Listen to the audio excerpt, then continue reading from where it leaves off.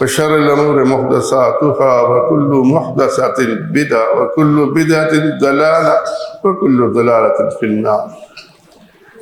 اللهم صل على محمد وعلى آل محمد كما صليت على إبراهيم وعلى آل إبراهيم إنك حميد مجيد. اللهم بارك على محمد وعلى آل محمد كما باركت على إبراهيم وعلى آل إبراهيم إنك حميد مجيد. أعوذ بالله السميع العليم من الشيطان الرجيم. بسم الله الرحمن الرحيم.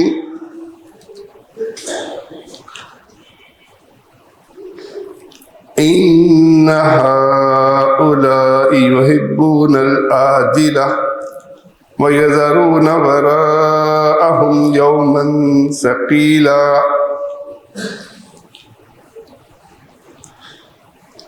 رسول اللہ صلی اللہ علیہ وسلم کی ذمہ داریوں میں سے ایک اہم ذمہ داری تزکیہ نفس کے حوالے سے ہم پڑھ رہے تھے.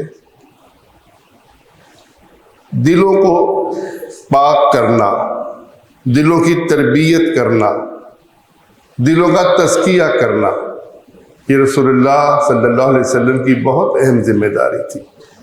آپ نے صحابہ کا تزکیہ کیا، صحابہ کرام کا تزکیہ کر کے، صحابہ کرام کی تربیت کر کے بہترین جماعت بنا دی.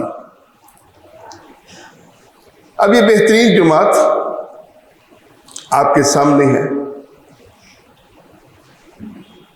یقیناً ایک مثالی جماعت ہے. کس لحاظ سے؟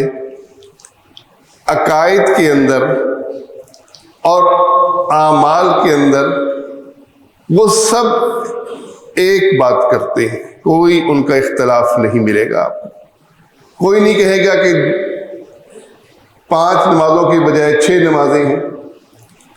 کوئی یہ اختلاف نہیں کرے گا کہ 4 رکعت ظہر کی بجائے 5 رکعت ہے. یہ جو اختلاف اس علم کے آ جانے کے بعد اس کا جو ہوا دکھاتے ہیں، یہ ان مسائل کے اندر ہے جس کے اندر صریح نص موجود نہیں ہوتی. صریح نص موجود نہ ہونے کی وجہ سے آپس میں اختلاف صحابہ کرام کے بھی تھے، لیکن بحیثیت جماعت کے وہ ایک تھے. دیکھیے کتنا عجیب لگتا ہے ہمیں کہ سب صحابہ رکوع کرتے ہیں اور رکوع کے اندر ہاتھ اپنے گھٹنوں پر رکھتے ہیں، لیکن عبداللہ بن مسعود رضی اللہ تعالیٰ عنہ، جن کی اللہ کے نبی صلی اللہ علیہ وسلم نے تعریف کی ہے، وہ اپنے ہاتھ دونوں گھٹنوں کے درمیان رکھتے ہیں اور کہتے ہیں ایسے رکھا کرو. اور صحابی جواب میں کیا کہتا ہے؟ ہمارا بھائی بھول گیا، ہم پہلے ایسے رکھتے تھے، بعد میں ہمیں گھٹنوں پر رکھنے کا حکم دیا. صحابہ کا اختلاف ہمارے سامنے ہے، جنگیں تک ہو گئی. کس بات میں ایک ہیں؟ توحید میں ایک ہیں، رسالت میں ایک ہیں، آخرت کے فکر میں ایک ہیں. اختلاف ہونے کے باوجود ان کے درمیان جو محبت ہے اس پہ وہ ایک ہے. دیکھیے سیدنا معاویہ رضی اللہ تعالیٰ عنہ اور علی رضی اللہ تعالیٰ عنہ مقابلے پر آئے ہوئے ہیں، لیکن اس مقابلے کے باوجود ان کا رویہ کیا تھا؟ ایک صحابی کے سامنے ایک شخص نے کہا کہ اہل شام نے کفر کیا. فوراً کہنے لگے اہل شام نے کفر نہیں کیا، ان کا خدا ایک، ان کا رسول ایک، ان کی کتاب ایک، ان کا اور ہمارا دین ایک. انہوں نے ہماری بغاوت کی ہے، اس لیے ہم لڑ رہے ہیں. یہ جو آپس کے اختلافات دکھائے جاتے ہیں یقیناً موجود ہیں، اس کا کوئی انکار نہیں کر سکتا، لیکن جو دین کا علم آ جانے کے بعد جو اصل ہے، اصل اللہ وحدہ لا شریک ہے، وہی عبادت کے لائق ہے. اس کے سوا کوئی اس لائق نہیں کہ اس کو سجدہ کیا جائے، اس کے نام کی نظر و نیاز دی جائے، اس کے نام کی قربانی کی جائے. اور محمد رسول اللہ صلی اللہ علیہ وسلم زندگی کے ہر شعبے میں ہمارے نمونہ ہیں. اور آپ صلی اللہ علیہ وسلم نے جو ہمیں یہ درس دیا کہ اصل زندگی مرنے کے بعد ہے، اس پر وہ سب ایک ہیں، ان کے عقیدے میں کوئی فرق نہیں آیا۔ سیدنا ابوبکر صدیق رضی اللہ عنہ کے دور میں کچھ لوگوں نے زکوٰۃ کا انکار کیا، فوراً صحابہ اس پر جمع ہو گئے کہ جو نماز اور زکوٰۃ میں فرق کرے گا وہ اسلام سے باہر ہے، ان سے جنگ ہوگی، اور ایسی جنگ ہوگی جیسے مرتدین سے جنگ ہوا کرتی ہے۔ تو جن باتوں میں ایک ہے وہ بنیادی باتیں ہیں، جن باتوں میں اختلاف ہوا اس اختلاف کی گنجائش ہمیشہ رہی ہے۔ آپ کو کبھی موقع ملے تفاسیر دیکھنے کا، آپ حیران ہوں گے کہ یہ جو اللہ تعالیٰ نے قسمیں کھائی ہیں، والعصر، اور کہیں والنازعات غرقا، کہیں والعادیات ضبحا، ان سے مراد کیا ہے؟ کوئی ایک تفسیر آپ کو نہیں ملے گی۔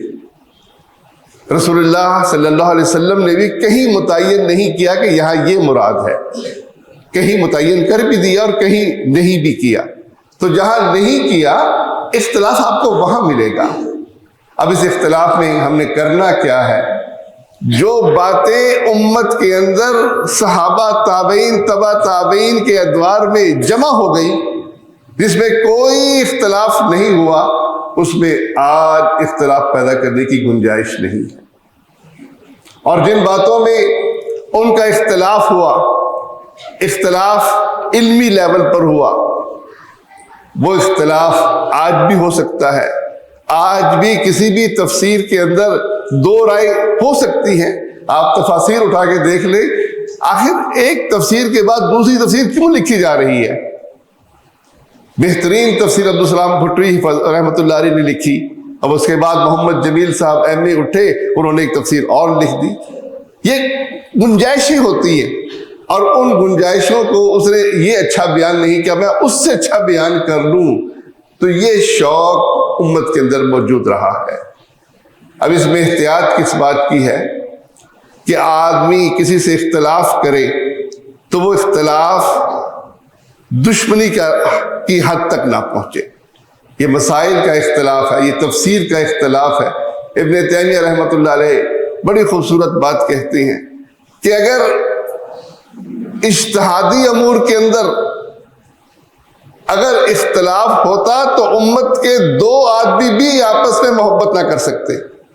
اگر یہ بنیاد ہوتی کہ جو شخص مجھ سے 100% میری فوٹو کاپی بنے گا، میں اس سے محبت کروں گا، میں اس کے ساتھ تعلق رکھوں گا، میں اس کے ساتھ بیٹھوں گا، تو کبھی امت کے دو آدمی بھی آپس میں محبت نہ کر سکتے۔ دیکھنا کس بات کو ہے کہ اہم چیز کیا ہے۔ مسجد کے اپنے آداب ہیں، مسلمان کی عزت، اس کی مال، اس کی جان، اس کا اپنا احترام ہے۔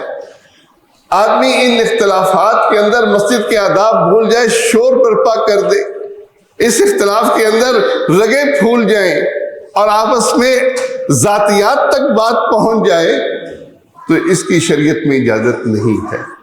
نبی کریم صلی اللہ علیہ وسلم نے ایک شخص کو دیکھا، دو شخص لڑ رہے تھے، دونوں کی رگیں پھولی ہوئی تھی، تو آپ صلی اللہ علیہ وسلم نے کہا میں کلمہ جانتا ہوں، اگر یہ وہ کلمہ کہہ دیں تو یہ بالکل ٹھیک ہو جائیں۔ وہ کلمہ کیا تھا؟ لا حول ولا قوت الا باللہ۔ شیطان کو بھگانے کا نسخہ، اللہم انی اعوذ بک من الشیطان الرجیم۔ اگر یہ شیطان سے پناہ مانگ لیں تو پھر یہ بالکل ٹھیک ہو جائے۔ تو ان بنیادوں پر ناراضگی اور دشمنی کبھی امت میں نہیں رہی۔ کوشش آج سب سے بڑا المیہ یہ ہے، کسی چھوٹی سی بات میں اختلاف ہوتا ہے اور اختلاف کی بنیاد پر ایک تفریق پیدا ہو جاتی ہے، ایک گروہ اس کے ساتھ، ایک گروہ اس کے ساتھ، یہ اس کا حامی ہے، یہ اس کا حامی ہے، اس مسئلے میں یہ یوں کہتے ہیں، اس مسئلے میں یوں کہتے ہیں۔ یہ العلم، دیکھیں کتنی بڑی بات اللہ نے کہی۔ اللہ نے قرآن مجید کو نور کہا، اللہ نے رسول اللہ صلی اللہ علیہ وسلم کو سراج منیرہ کہا۔ اس نور اور سراج منیرہ کی موجودگی میں اگر کسی بات کا صحابہ میں اختلاف ہوتا ہے تو وہ فہم کا اختلاف ہے، اور یہ بعد میں نہیں ہوا، رسول اللہ صلی اللہ علیہ وسلم کی زندگی میں ہوا۔ آپ نے حکم دیا کہ عصر کی نماز بنی قریظہ میں ادا کرو، یہودیوں کا محاصرہ کرنا ہے، جلدی کرو۔ صحابہ چل دیے، عصر کا وقت راستے میں ہو گیا۔ جب راستے میں وقت ہو گیا تو صحابہ کہنے لگے وقت ہو گیا، نماز پڑھے۔ کچھ صحابہ کہنے لگے نہیں، ہمیں تو حکم ملا ہے اس نماز کے بارے میں کہ بنو قریظہ میں پڑھنی ہے۔ دوسرا کہنے لگا آپ کا مقصد یہ تھا کہ ہم جلدی پہنچے، اب ہم جلدی نہیں پہنچ سکے، تاخیر ہو گئی ہے، ہم بیچ میں وقت ہو گیا ہے، تو نماز تو وقت پر پڑھنی چاہیے۔ دونوں صحابہ میں، دونوں گروہوں نے، ایک نے راستے میں پڑھ لی، ایک نے وہاں جا کر پڑھ لی۔ رسول اللہ صلی اللہ علیہ وسلم کے سامنے اس بات کا تذکرہ ہوا، آپ نے دونوں کو غلط نہیں کہا، یعنی دونوں کی رائے کا احترام کیا کہ ایک نے ظاہری الفاظ دیکھے اور ایک نے ظاہری الفاظ کی بجائے آپ کے مفہوم کو دیکھا۔ یہ اختلاف امت کے اندر سیدنا عائشہ اور سیدنا عمر فاروق کا ہوا۔ سیدنا عائشہ کہتی ہے رضی اللہ تعالیٰ عنہ کہ یہ قرآن مجید میں اللہ کہتا ہے کہ آپ مردوں کو نہیں سنا سکتے، اور یہ جو سیدنا عمر کہہ رہے ہیں کہ اللہ کے نبی صلی اللہ علیہ وسلم نے بدر کے میدان میں ان کو قبر میں ڈالنے کے بعد، کنویں میں ڈالنے کے بعد پھر ان سے کلام کیا اور کہا کہ یہ سن رہے ہیں۔ اصل میں سننے سے مطلب آپ کا یہ ہے کہ یہ علم ان کو مل گیا، ان کو معلوم ہو گیا۔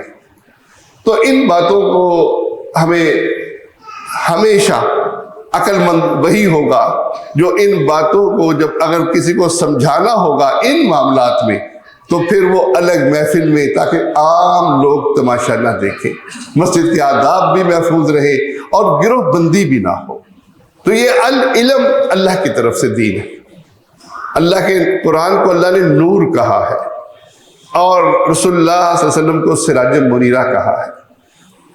اب اتنا واضح دین آنے کے بعد اس سے لوگ ہدایت کیوں نہیں پاتے؟ قرآن مجید نے اسی کچھ وجوہات بیان کی ہیں۔ ایک آیت میں نے جو آپ کے سامنے پڑھی وہ یہ سورۃ دہر کی آیت ہے۔ اللہ فرماتا ہے إِنَّ هَؤُلَاءِ يُحِبُّونَ الْعَاجِلَةَ، یہ وہ لوگ ہیں جو جلدی مل جانے والی چیز اس سے محبت کرتے ہیں۔ وَيَذَرُونَ وَرَاءَهُمْ يَوْمًا ثَقِيلًا، اور اپنے پیچھے جو دن ہے ان کے پیچھے آنے والا آخرت کا، اس کو یہ بھول جاتے ہیں۔ تو یہ چیزیں جو ہیں، دیکھیے اللہ نے لذتیں حرام نہیں کی، اللہ نے خواہشات کو حرام نہیں کیا، لیکن ان لذتوں اور خواہشات پر رکاوٹ ضرور ڈالی ہے کہ یہ شریعت کہتی ہے کہ دنیا ٹھیک ہے، تمہیں چاہیے تم کوٹھی بنا سکتے ہو، تم کار لے سکتے ہو، تم بہترین زمین خرید سکتے ہو، لیکن اس کے لیے تمہیں شریعت کے اصول توڑنے پڑے، تمہیں اس کے لیے بینک سے سود لینا پڑے، تمہیں اس کے لیے اپنی والد کی وراثت سے بہنوں اور بھائیوں کو محروم کرنا پڑے۔ شریعت میں اس کی اجازت نہیں ہے۔ اب جو جلدی لے جانے والی چیز ہے، جس کی محبت دلوں میں پڑی ہوئی ہے، اب اس کی محبت میں پھر انسان کیا کرتا ہے؟ وہ کہتا ہے اتنے پیسے تو میں اس بھائی کی بہن کی وراثت وہ میں نے قابو کر لی، اتنا میں بینک سے لے لوں، اتنا میں فلاں دوست سے مانگ لوں، اور چلو میں ایک بہترین کار لے لوں، بہترین کوٹھی خرید لوں۔ شریعت میں اس کی اجازت نہیں ہے۔ شریعت کہتی ہے کہ دیکھو تمہارے بعد زندگی کتنی ہے جو تم گزار چکے اور کتنی تمہاری باقی ہے، اب اس باقی زندگی کو تم اس کے بدلے آخرت برباد کرو۔ تم جلدی مل جانے والی چیز کے پیچھے پڑ کر اس کے حصول کے لیے تم اپنی آخرت برباد کرو، یہ عقل مندی نہیں ہے۔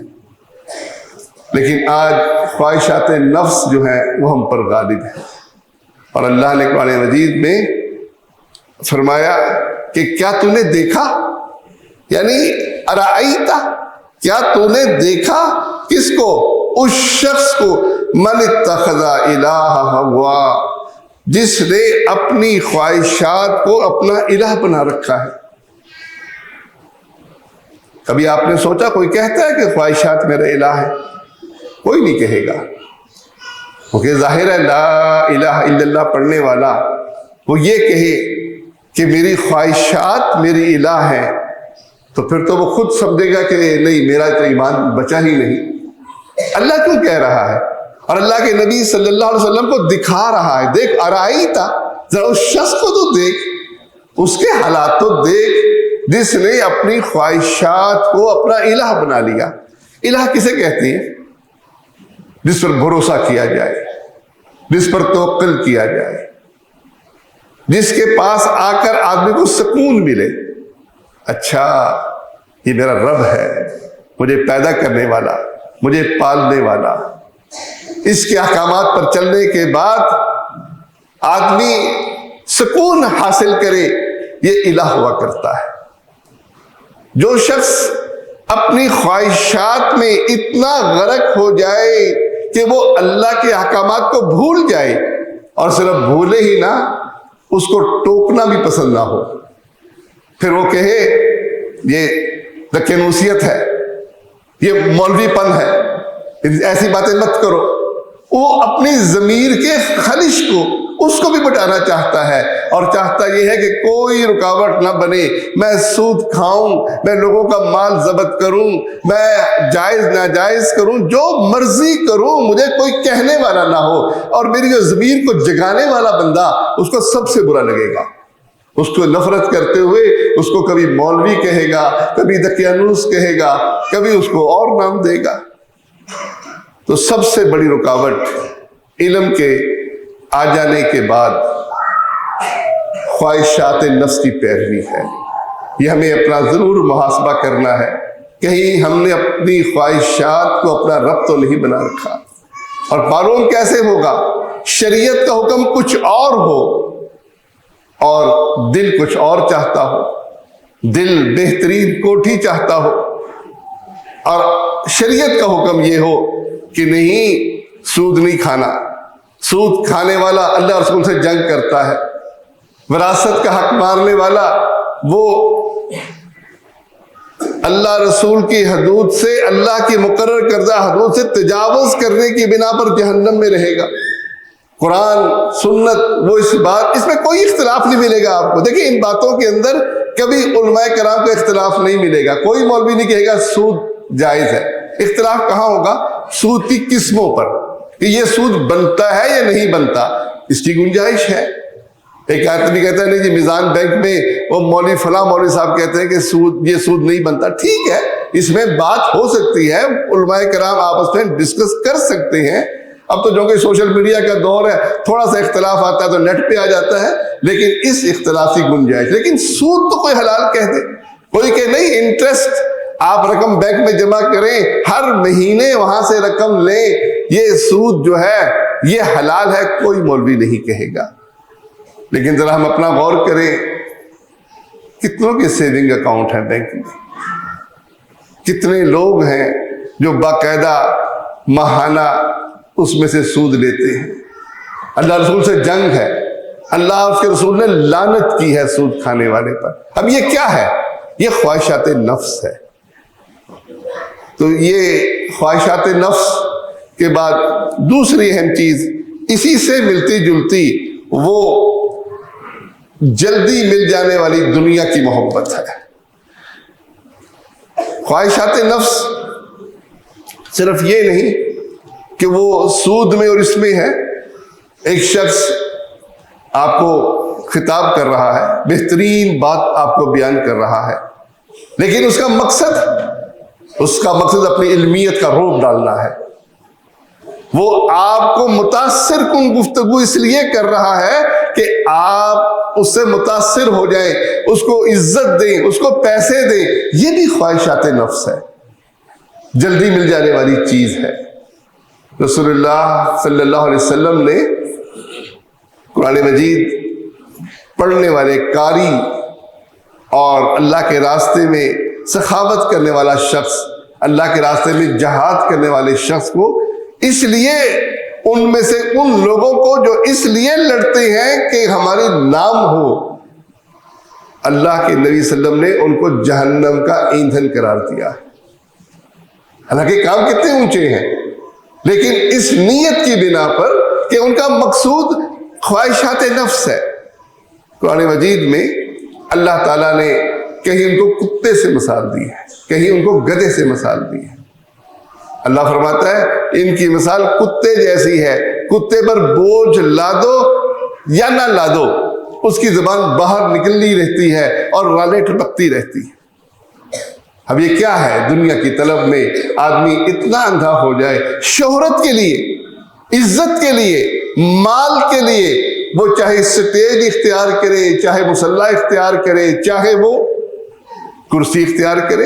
اب MLA بننا ہے، MP بننا ہے، کوئی غرض نہیں حلال اور حرام سے کہ یہ جائز طریقہ ہے یا ناجائز طریقہ ہے، نہیں، ووٹ بھی خریدے جا رہے ہیں، یہ سب کچھ وہ جانتے ہوئے بھی کہ یہ چیزیں شریعت کے مطابق نہیں ہے، وہ اپنی عزت کو، اپنی شہرت کو، اپنی دولت کو بڑھانے کے لیے کرے گا۔ اب یہ خواہشات نفس کی پیروی ہے اور جلدی مل جانے والی دنیا سے محبت کا اظہار ہے۔ تو بھائیوں، ہمیں اپنا جائزہ لینا چاہیے، ہمیں دیکھنا چاہیے کہ ہمارے اعمال کا مقصود کیا ہے۔ ایک اور مصیبت جو آج کے نوجوانوں میں بہت زیادہ آ گئی، پہلے بھی تھی، ہم نے اپنے دور میں بوڑھوں کو دیکھا، بڑھاپا ہے اور وقت کاٹنے کے لیے لوڈو کھیل رہے ہیں، کیرم بورڈ کھیل رہے ہیں، ادنا چیزوں سے مشغولیت تاکہ وقت گزرے۔ اب تو خیر وہ ناول تو خیر ہمارے دور میں بھی تھے، کوئی جنسی ناول پڑھ رہا ہے، کوئی عمران سیریز پڑھ رہا ہے، وہ وقت کاٹنے کے لیے ادنا کاموں میں مشغول ہیں۔ اور اب تو موبائل ان کے پاس ہے، گیم کھیل رہے ہیں، وہ گیم کھیلتے کھیلتے وہ وقت گزر گیا، سارا دن گزر گیا، پتہ ہی نہیں چلا، روزہ بھی نہیں لگا، روزہ بھی رکھا ہوا ہے، نماز بھی وقت پر پڑھ لی ہے، لیکن ادنا چیزوں میں مشغولیت کی بنا پر مشکل کام کرنا، قرآن اور سنت کا علم حاصل کرنا، یہ ان کے لیے بہت مشکل ہو گیا ہے۔ ادنا چیزوں میں مشغولیت آدمی کو نیچے لاتی ہے، علم اونچا کرتا ہے۔ علم کے لیے محنت چاہیے، محنت کے لیے ظاہر ہے ایک بچے کو آپ کہتے ہیں کہ قرآن مجید حفظ کر، اسے محنت کرنی پڑے گی، اسے کہتے ہیں بہترین قاری بن، میں چاہتا ہوں میرا بچہ قاری ہو، اسے قرات سیکھنی پڑے گی، اس کو علماء کرام کی محفل میں جا کر دین سیکھنا پڑے گا۔ اب یہ چیزیں ہمارے لیے مشکل ہے۔ اچھا، آدمی محنت بھی کرتے ہیں، کرتے کس لیے ہیں؟ سائنس پڑھ لی، ریاضی کی PhD کر لی، ڈاکٹر FCPS کر گئے، مقصود یہاں بھی کیا ہے کہ میں اس چیز کو اختیار کروں جس کی مارکیٹ میں ویلیو ہو، جس کے بعد مجھے 18ویں اسکیل کی نوکری مل سکے، جس کے بعد میرا ایک معاشرے میں مقام ہو، میرے پاس کوٹھی اور بنگلہ اور کار ہو۔ مقصود یہ ہے۔ مقصود دین اگر ہو، آدمی اس کے لیے وقت نکالے تو یقیناً اس وقت کے اندر اس کو فکر آخرت کی ہوگی، وہ آخرت کے لیے قربانی دے گا، وہ سوسائٹی کو نہیں دیکھے گا۔ کبھی آپ غور کریں قائد میں اور رہنما میں کیا فرق ہے۔ قائد بننا بڑا آسان ہے، جو بولی عام لوگ سمجھتے ہیں وہی بولی بولنا شروع کر دیں، آپ قائد بن جائیں گے۔ جیسا عوام کا مزاج ہے آپ ویسا ہی مزاج اختیار کریں۔ آپ دین کی بنیادی باتوں کی بجائے آدھا گھنٹہ نفلی عبادت میں رکعتوں کے اوپر لگا دیں، 8 ہیں یا 20 ہیں، نفلی عبادت ہے بھائی، رات کی عبادت ہے، وہ 8 ہو یا 15 ہو یا 20 ہو، یہ بحث اکیلے بیٹھ کر آپ سمجھا لیں، کسی کو سمجھانا ہے، لیکن اس کے لیے پوری محفل سجائی ہوئی ہے، تاک رات ہے اور اسی کے اوپر محنت ہو رہی ہے۔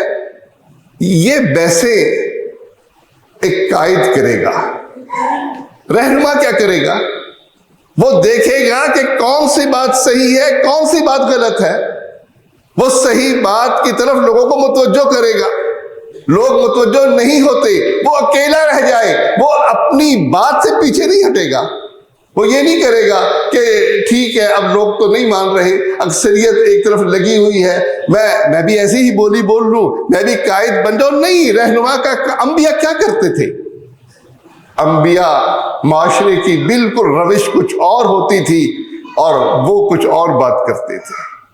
معاشرہ غرق تھا دنیا میں، وہ دنیا کے اندر ایسا غرق تھا کہ ان کو کوئی غرض نہیں تھی حلال اور حرام کی. وہ کہتے ہیں ہمارا مال ہے، اس مال کے اندر ہم جو مرضی کریں، کسی کے ساتھ ٹھگی کریں، کسی کے کم تول کر دیں، یہ ہمارا مال ہے. اس مال میں شریعت کا کیا دخل ہے؟ یہ ہم نے جنسی سکون لینا ہے، اس میں عورت اور مرد کا کیا فرق ہے؟ ہم عورتوں مرد سے لینا چاہتے ہیں. شریعت کیا کہتی ہے؟ وہ کہتے ہیں ان باروں میں شریعت کا کوئی دخل نہیں. شریعت ہمیں نماز کا حکم دے، روزے کا حکم دے، ہم ان کاموں میں حاضر ہیں، لیکن یہ کہ ہم اپنے ذاتی معاملات ہم اس کو بھی شریعت کے تابع کر دیں، یہ بات تو ہمیں نبیوں کی قبول نہیں ہے. انبیاء اپنی بات سے پیچھے نہیں ہٹتے تھے. پتھر کھا رہے ہیں، مار کھا رہے ہیں، لوگ ان کو جادوگر کہہ رہے ہیں، دیوانہ کہہ رہے ہیں، کتنی تکلیف ہوتی ہوگی. کس دل سے رسول اللہ صلی اللہ علیہ وسلم طائف کے پاس کے سرداروں کے پاس گئے تھے، کسی طرح انہیں ہدایت مل جائے. اب بات کیا کرنی تھی؟ اگر ان کی مرضی کی بات کرتے تو وہ موسٹ ویلکم کرتے. بات یہی کی کہ جن کی عبادت تمہاری بڑے کرتے چلے آئے ہیں یہ بندگی کے لائق نہیں ہیں، ان کو چھوڑ دو، اللہ وحدہ لا شریک کو الہ مانو. پتھر کھانے پڑ گئے، مذاق برداشت کرنا پڑ گیا، سب کچھ برداشت کیا. رسول اللہ صلی اللہ علیہ وسلم فرماتے ہیں کہ نبی اپنے پیشانی سے خون صاف کر رہا تھا اور کہہ رہا تھا اللہ اس میری قوم کو معاف کر دے، ان کو پتہ نہیں کہ میں کون ہوں. یہ تکلیفیں کیوں مل رہی تھی؟ وہ رہنما تھے، وہ لوگوں کے لیے راستہ بتانے کے لیے آئے تھے. وہ اکیلے رہ گئے، ان کو پرواہ نہیں. وہ اصحاب الاخدود کو زندہ خندقوں میں جلا دیا. آج بھی دکھ ہوتا ہے کہ ہمیں فلسطین کے حالات دیکھ کر، اور یقیناً دکھ ہونا چاہیے، لیکن دیکھیے قرآن نے اصحاب الاخدود کا ذکر بھی کیا ہے کہ اصحاب الاخدود کو کفار نے آگ کی خندقیں جلا کر اس کے اندر زندہ جلا دیا، لیکن وہ اپنے دین سے نہیں پھرے. اس لیے بھائیوں ہمیشہ دیکھیے کہ دین کیا کہتا ہے. یہ دنیا کی محبت، یہ نفس کو پسند آنے والی چیزیں، یہ اپنی جگہ ایک مقام رکھتی ہیں. جلدی مل جانے والا مال، اس کی بھی اپنی ایک اہمیت ہے. وقت کاٹنا بھی بڑا آسان ہے، لیکن ہمیں شریعت کیا کہتی ہے یہ جب احساس ہوگا، جب ہمیں زندگی کا احساس ہوگا. میں اب 70 سال کا ہو گیا، 70 سال گزر گئے. کیسے گزرے؟ ایک دم تو نہیں گزرے. جیسے برف پگھلتی ہے، کبھی آپ نے دیکھا برف کیسے پگھلتی ہے؟ ہلکی ہلکی، پتہ بھی نہیں چلتا اور وہ ختم ہو جاتی ہے. 70 سال گزر گئے اور اس مقام پر میں پہنچ گیا. روز ایک دن کم ہوتا رہا. اب میں نے اس 24 گھنٹوں میں جو وقت اس دین کو سیکھنے پر لگا دیا، اللہ کی بندگی میں لگا دیا، وہ تو یقیناً میرے کام آ گیا. 70 سال کے اندر میں سویا بھی ہوں، سمجھے آپ 25 سال سویا ہوں. اب 25 سال سوتے ہوئے اگر میں نے یہ عزم کیا کہ عشاء کی نماز جماعت سے پڑھوں گا، فجر کی نماز جماعت سے پڑھوں گا، میرا یہ سونے والا عرصہ بھی عبادت میں شمار ہو جائے گا، میں کامیاب ہو گیا. اور میں نے اپنی فطری ضرورت پوری کی، سوچا ہی نہیں کہ یہ کیسے عبادت بن سکتی ہے. باقی وقت بھی میں نے کھیل کود میں گزار دیے، عمران سیریز پڑھتے ہوئے گزار دیے، نسیم حجازی کے ناول ہمارے زمانے میں ہوتے تھے اس میں گزار دیے. تو یقیناً وہ وقت گزر گیا، وہ وقت دوبارہ نہیں ملے گا.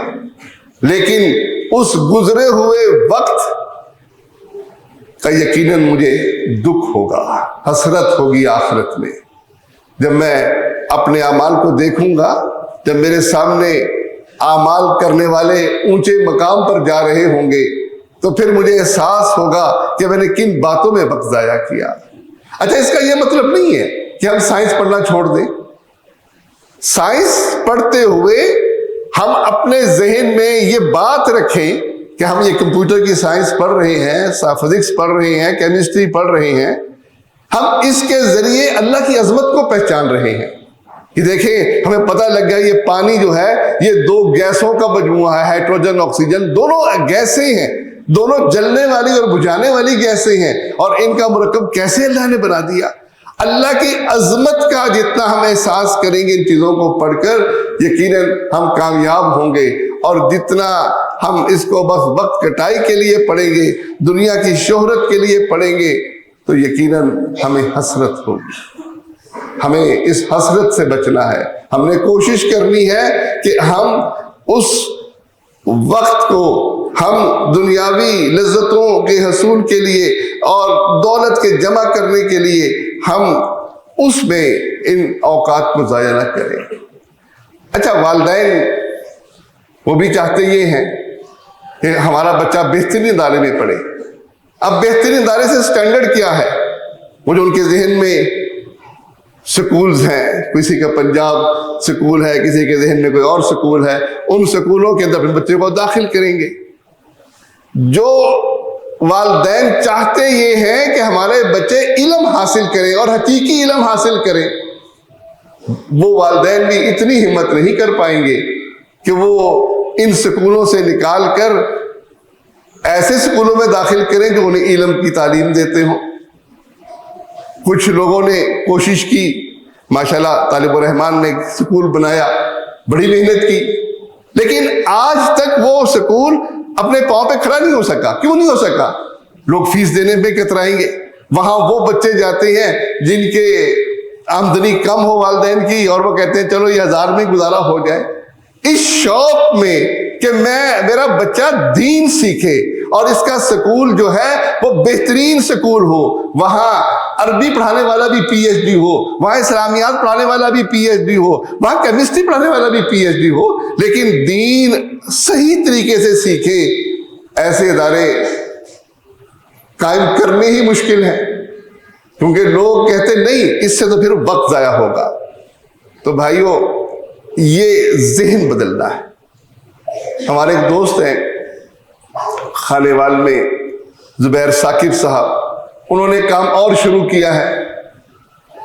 انہوں نے سکولوں کے بچوں کو جمع کر کے دین کی کچھ کتابیں ایسی لگا دی عقیدے سے متعلق۔ طالب الرحمان کی کتاب بھی بڑی اچھی ہے، آئیے عقیدہ سیکھیے۔ ایسی کتابیں لگا کر وہ بچوں کو دین کی بنیادی باتیں، ایمان کیا ہے، اسلام کیا ہے، توحید کیا ہے، شرک کیا ہے، اسلام کے منافی امور کون سے ہیں، نواقض ایمان کون سے ہیں، نواقض اسلام کون سے ہیں، وہ انہوں نے جاری کر دیے۔ کوشش کی ہر علاقے میں جا کر وہاں بچوں کو تعارف کرائیں کتاب کا، استاد کی منت کریں کہ یہ کورس میں شامل کر لیں، اس کا امتحان وہ لیتے ہیں، لیکن ہمیشہ بیچارے مقروض ہی رہتے ہیں کیونکہ لوگوں کا ذہن اس طرف نہیں ہے۔ تو یہ ذہن کی تبدیلی بڑی اہم ہے۔ اس لیے بھائیوں، یہ بلڈنگیں بڑی خوبصورت ہیں، یہ مساجد بڑی اچھی لگتی ہیں، اصل چیز ان مساجد سے جو چیز نکلنی چاہیے وہ العلم ہے، وہ قرآن اور سنت کا وہ نور ہے جو معاشرے کو روشن کرے۔ آج بلڈنگیں بنانے کے باوجود یہ نور موجود نہیں ہے۔ ہمارے زمانے تک تو ایسے علماء کرام موجود ہوتے تھے جو تربیت کرتے تھے۔ صحابہ تابعین کے دور میں یہ حلقہ کس کا ہے؟ یہ امام مالک کا حلقہ ہے، یہ امام شافعی کا حلقہ ہے۔ وہ اس حلقے سے فارغ ہوا، وہ اس حلقے میں چلا گیا، وہاں سے دین سیکھا۔ لوگ حلقے بنے ہوئے تھے علماء کرام کے۔ آج یہ حلقات موجود نہیں ہیں، آج ادارے ہیں، ان اداروں پر وہ لوگ قابض ہیں جن کو اس علم سے وہ محبت نہیں جو محبت ہونی چاہیے، اس کے لیے وہ قربانی نہیں، وہ خرچہ نہیں۔ اس لیے وقت نکالیے، پیسہ نکالیے، ایسے ادارے قائم کیجئے جو معاشرے میں علم کو پھیلائیں اور علم سے مراد قرآن اور سنت کی تعلیم کو پھیلائیں۔ یہ زبیر صاحب کا میں نے ذکر کیا، ان کا اشتہار بھی باہر لگا ہوا ہے، انہوں نے بھی اپیل کی ہے، اپنا نمبر دیا ہے کہ میرے لیے امداد کی اپیل کیجئے، میں کام صحیح طریقے سے کر سکوں، تو جو بھائی اس کی مدد کرنا چاہے وہ بھی ضرور کرے، اور اپنے جس علاقے میں آپ رہتے ہیں اس علاقے میں اس علم، اس نور، اس روشنی کو پھیلانے کے لیے اپنے حلقات میں زوردار کوشش کیجئے، ایسے ادارے بنائیے، سکول بنائیے، مساجد کے اندر حلقے قائم کیجئے جس میں یہ علم پھیل سکے۔ یہ حلقے علماء کرام کی زیر نگرانی ہوں، اور علماء کرام جو ہیں ان کے سرپرست ہوں، اور یہ حلقے ان کے نام سے معروف ہوں۔ بس اللہ ہمیں اس بات کی توفیق دے، اللہ ہمیں اس دین پر چلنے کی توفیق دے، اللہ ہمیں اس حال میں موت دے کہ ہم علم کو سیکھنے والے، ہم علم اور فنون کا فرق کرنے والے، ہم جاننے والے کہ علم صرف قرآن اور سنت ہے، یہ ریاضی، یہ فزکس، یہ کیمسٹری، یہ ڈاکٹری، یہ انجینئرنگ، یہ فنون ہے، یہ دنیا میں گزارا کرنے کا طریقے ہیں۔ علم صرف وہ ہے جو آسمان سے نازل ہوا، اور وہ علم قرآن اور سنت کا علم ہے۔ اللہ ہمیں عمل کی توفیق دے، آمین یا رب العالمین۔